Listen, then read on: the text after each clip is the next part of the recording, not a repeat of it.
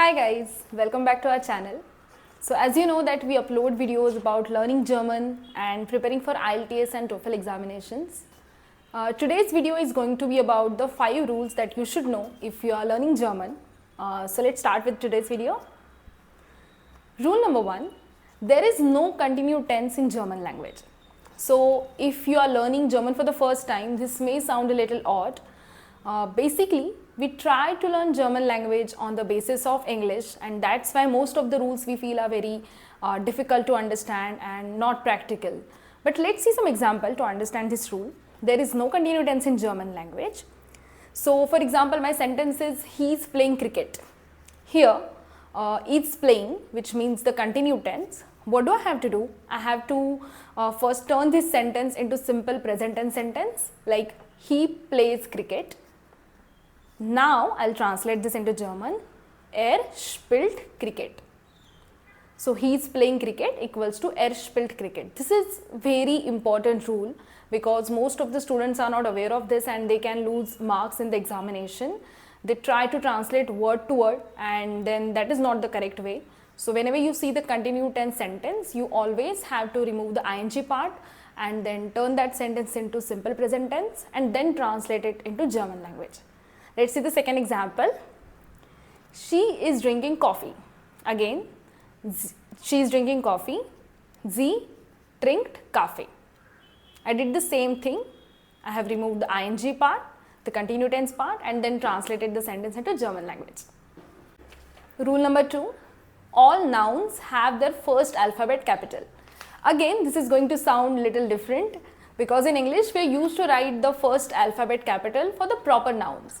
For example, if I want to say I live in Pune, then P will be capital. But if my sentence is I have a mobile, I will never write M in the capital case. But in German we do that.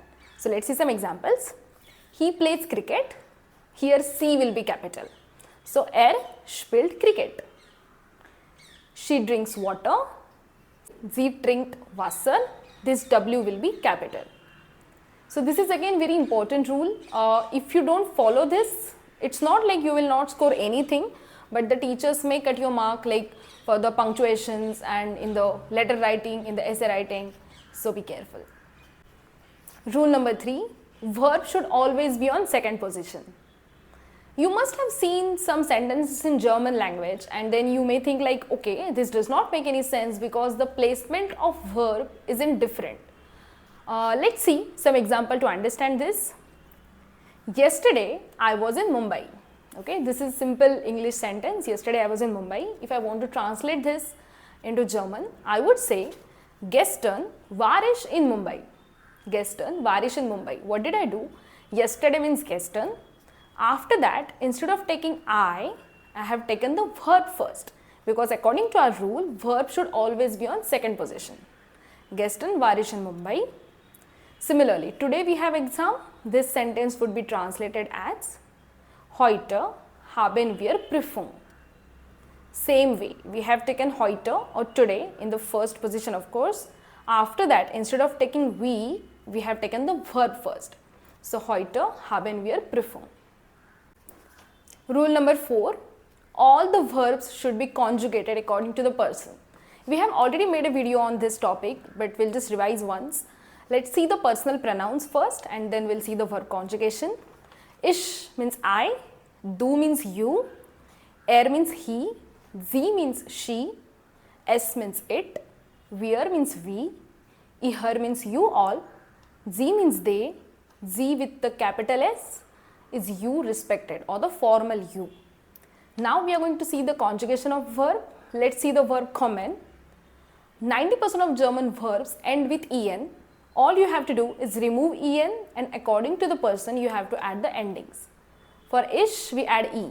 So ich komme, du kommst, es sie kommt, wir kommen, ihr kommt, sie kommen. This is the conjugation of verb. Conjugation is nothing but changing the verb according to the person. Again, if you compare this rule with the English language, you will find it difficult. But try to compare this rule with the Indian regional languages. We do the same thing in Indian regional languages, okay?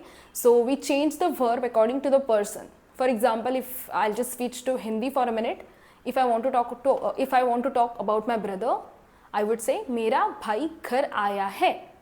If I want to talk about my mother, I would say मेरी माँ घर आई है. So आया है, आई है, I'm making the change in the verb according to the person. Same thing is like in German.